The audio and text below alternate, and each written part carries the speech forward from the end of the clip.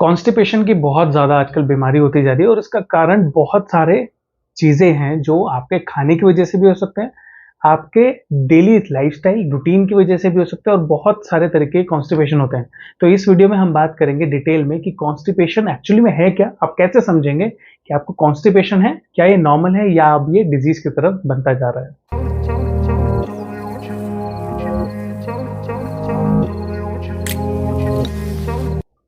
Hello everyone, welcome to Tulsi Ayurveda.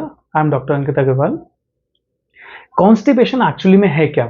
कई लोगों को लगता है कि आज पेट साफ नहीं हुआ तो ये कॉन्स्टिपेशन है। अगर मैं ज़्यादा जा रहा हूँ क्या ये कॉन्स्टिपेशन है? मोशन जाने के बाद भी ये लगना कि अभी प्रॉपर मोशन नहीं हुआ है ये कॉन्स्टिपेशन है। तो ये बहुत सारे कन्फ्यूजन रहते हैं। तो इसकी वजह से कहीं ना कोई अपने आप कोई चूर्ण लेना शुरू कर देता है, कोई दवाई लेना शुरू कर देता है, जिसकी वजह से अगर वो बीमारी नहीं भी है तो वो बीमारी बनने लगती है और आपको उसकी आदत पड़ती है और आप हैबिचुअल कॉन्स्टिपेशन की तरफ चलते जाते हैं। तो ये जब बीमारी बनती जाती है तो आपको समझना ज़रूरी है कि कॉन्स्टिपेशन है क्या। हर किसी की टेंडेंसी अलग होती है मोशन करने की। अगर हम नॉर्मली देखें, सुबह उठना, उठते ही नॉर्मली अपने आप अर्ज होना कि आपको मोशन जाना है, ये एक नॉर्मल रूटीन होता है।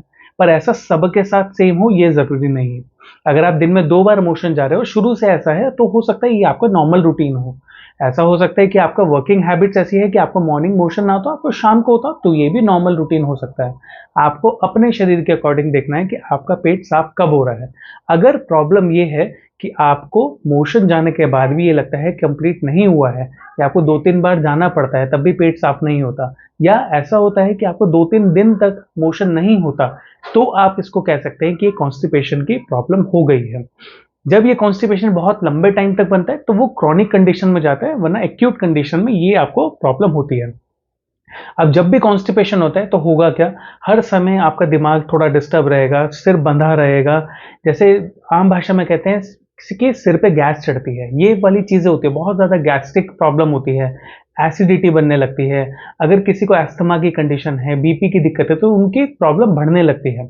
आपका सांस फूलने लगता है या आपका हर समय बीपी बढ़ा रहता है, तो इसकी वजह से जब एब्डोमेन में हमेशा प्रेशर बना रहेगा, आपका प्रेशर वो रिलीज़ नहीं हो रहा है, तो आपकी वात अंदर ही अंदर घूमती रहती है और वो बीमारी को बनाती है।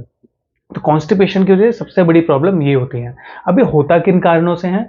अगर मैं डिवाइड करूँ तो ये मेन, अगर मैं पहले देखूँ तो ये खाने की वजह से होता है। अगर मान लीजिए आप रात को डिनर बहुत हेवी ले रहे हैं या तली हुई चीज़ें बहुत ज़्यादा ले रहे हैं, नॉन-वेज बहुत ज़्यादा ले रहे हैं, तो पहला कारण ये हो सकता है कि आपको कॉन्स्टिपेशन होगा। दूसरा, अगर आप बहुत ज़्यादा मिर्च मसाले ले रहे हैं तो उससे क्या होगा, आपके जो एलिमेंट्री कैनाल है, जो आपका फूड पाइप है, वो इरिटेट होता है, जिसकी वजह से पानी की रिक्वायरमेंट बढ़ती है। आपकी बॉडी से लिक्विड एब्जॉर्प्शन ज़्यादा होता है, जिसकी वजह से आपका मोशन ड्राई होने लगता है, पेट सूखने लगता है, जिसकी वजह से कॉन्स्टिपेशन होता है। तीसरा कारण हो सकता है अगर आप पानी बहुत ज़्यादा नहीं पी रहे हैं, आपका वर्कआउट है, प्रॉपर आप एक्सरसाइज कर रहे हैं, नॉर्मल रूटीन वर्क कर रहे हैं या आप डेस्क जॉब कर रहे हैं, आप नॉर्मल अपना काम कर रहे हैं, बट पानी उतना इंटेक नहीं कर रहे हैं, पानी हार्डली 2-3 ग्लास आप इंटेक कर रहे हैं, तो ये बहुत गलत आदत है। क्योंकि पानी एक ऐसा मीडियम होता है जो हमारे मोशन के लिए भी और यूरिन बनने के लिए भी एक मीडियम होता है। अगर आप वो नहीं लेते तो आपके ब्लड से ही वो बार-बार फ़िल्टर आउट होता है और कंसंट्रेट होता है, जिसकी वजह से बहुत सारी बीमारियाँ बनती हैं। तो ये एक बहुत बड़ा इसका एक कारण हो सकता है। 5वां कारण ये हो सकता है कि आप अपनी डाइट में फाइब्रस चीज़ें नहीं लेते हैं। आप अपना खाना टाइम से नहीं खाते हैं, बेटाइम आप खाना खाते हैं, जब भी खाना खा रहे हैं तो ऑड काफ़ी टाइम रहता है, ये खाना आप गलत खाते हैं। तो ये कॉन्स्टिपेशन के मेजर कारण हो सकते हैं।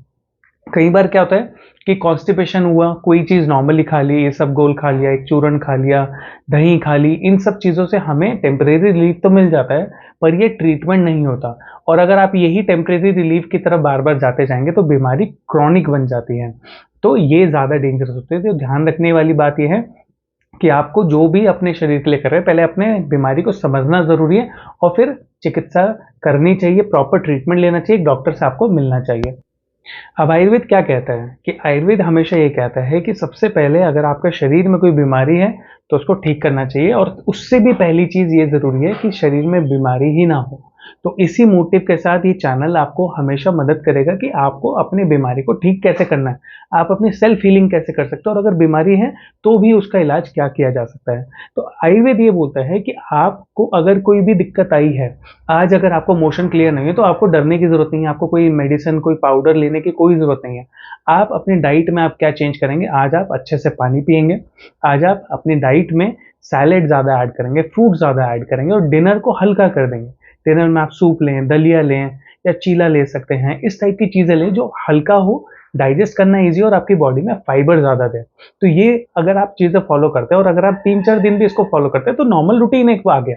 अब आपको सिर्फ ये ध्यान रखना है आपके शरीर के अकॉर्डिंग कि आपको, अगर आप जब भी हेवी ले रहे हैं, ज़्यादा स्पाइसी ले रहे हैं, तो आपका शरीर इंडिकेट करता है कि आपको कॉन्स्टिपेशन हो रहा है। तो इन चीज़ों को ध्यान रखना है कि अगर ये साइन्स आपकी बॉडी आपको दे रहा है, तो उसको समझने की ज़रूरत है। मान लीजिए आपने लंच में कोई हेवी मील लिया है, तो कोशिश करें डिनर टाइम थोड़ा-सा लाइट लें। अगर आप अपने शरीर को समझ के ऐसे चीज़ें फ़ॉलो करेंगे, तो कभी भी कोई बीमारी नहीं होती है। आयुर्वेद में ये भी कहा गया है कि हर बीमारी का कारण आपका पेट है। अगर आपके पेट में आपकी अग्नि सही नहीं है, तो हर बीमारी वहाँ से बन सकती है और अगर लंबे टाइम तक बनती है, तो काफ़ी सारी बीमारियाँ हो सकती हैं। तो इन चीज़ों को ध्यान रखना है। अब अगर लंबे टाइम से आपको कॉन्स्टिपेशन है, तो मैं आपको ये रिकमेंड करूँगा, कोई भी जो भी मार्केट एक पाउडर रहता है उसको मत लें। सिंपल सी तरीका आप क्या फॉलो करेंगे कि अगर आप त्रिफला पाउडर आप लें, त्रिफला पाउडर को लेके आपको सिर्फ गुनगुने पानी के साथ रात को सोते वक्त लेना है और सुबह उठ के 1 चम्मच लेना है। ये आप 5 दिन फॉलो करें। 5 दिन फॉलो करने के बाद फिर उसमें 5 दिन का गैप रखें, फिर 5 दिन लेके उसको गैप कर दें। उसकी आदत ना पड़ने दें, क्योंकि कोई भी चीज़, बीमारी कोई भी है, दवाई की आदत नहीं होनी चाहिए। उसके अलावा आप क्या कर सकते हैं, दूसरा आप क्या कर सकते हैं, 1 लीटर आप पानी लेंगे, 1 लीटर पानी में आप सौंफ और थोड़ा-सा उसके अंदर धनिया डाल के उसको उबालेंगे, उसको छान के आप रख लेंगे। उस पानी को आपको दिन भर सिप-सिप करके थोड़ा-सा पीना है, कोशिश करें हल्का गुनगुना हो, तो ये भी आपको काफ़ी हेल्पफुल रहेगा आपको मोशन को ईज़ी आने के लिए। तीसरी चीज़ आप क्या कर सकते हैं, आप कैस्टर ऑयल होता है, अरंड का तेल, आप रात को सोते वक़्त दूध के साथ या हल्के गुनगुने पानी के साथ 5 से 6 चम्मच उसको ईज़िली ले सकते हैं, जितनी दिक्कत है उसके अकॉर्डिंग 10 से 20 एमएल के बीच में आप उसको ले सकते हैं। ईज़िली लें, ये मत सोचें कि कॉन्स्टिपेशन नहीं ठीक हुआ है, मोशन नहीं आया तो और ज़्यादा पी लें, ऐसे नहीं। आप हमेशा ये ध्यान दें कि पेट में जो दिक्कत है, कॉन्स्टिपेशन जो हुआ है उसको ठीक करना है। ये नहीं कि मोशन नहीं आ रहा तो मोशन को बस निकालना है, क्योंकि अगर आप कोई भी ऐसी दवाई लेंगे जिससे मोशन बार-बार होगा या बार-बार आप उसको पुश करेंगे, तो आपके इंटेस्टाइन के अंदर जितनी भी लाइनिंग है, जो लुब्रिकेशन देती है, ईज़ी मोशन आते हैं, वो सब इरोड हो जाते हैं, वो सब फ्लश आउट हो जाते हैं, जिसकी वजह से क्रॉनिक कॉन्स्टिपेशन होता है। हमारे पास बहुत सारे ऐसे पेशेंट आते हैं जहाँ पे उनको हफ्ते भर तक मोशन नहीं होता। 1 हफ्ते में उनको एनिमा लगवाना पड़ता है, तब जाके उनको मोशन होता है। तो ये बीमारी की नौबत ना आने दें, क्योंकि ये बहुत डेंजरस हो जाती है, तो आपको ये ध्यान देने की ज़रूरत है। पंचकर्म के अंदर क्या होता है? पंचकर्म के अंदर एक वस्ती ट्रीटमेंट होता है, नाभि वस्ती एक ट्रीटमेंट होता है। अगर आप उसको फॉलो करते हैं, तो इससे आपको काफ़ी ज़्यादा आराम मिलता है। मात्रा वस्ती डेली ले सकते हैं, नाभि वस्ती करा सकते हैं, जो आपकी नाभि को शांत रखती है और आपकी बीमारी को बढ़ने नहीं देती। तो अगर ये चीज़ें आप फॉलो करते हैं, तो आयुर्वेद से आप बहुत ईज़िली ठीक हो सकते हैं। अगर इसके अलावा आपको कोई भी क्रॉनिक कंडीशन है, तो नीचे दिए गए नंबर पर आप डायरेक्ट कॉल कर सकते हैं, अपना अपॉइंटमेंट बुक कर सकते हैं, या नीचे दिए गए वेबसाइट पे आप डायरेक्टली अपनी अपॉइंटमेंट बुक कर सकते हैं। आप हमारी क्लिनिक पे डायरेक्ट आ सकते हैं, देहरादून, उत्तराखंड, या फिर आप ऑनलाइन अपना अपॉइंटमेंट बुक कर सकते हैं। समझने वाली बात यह है कि आयुर्वेद के अकॉर्डिंग आपको अपने शरीर को पहले जानना है, बीमारी को बढ़ने नहीं देना है और अपनी बीमारी को समझ के अपना इलाज प्रॉपर्ली करना है। Thank you.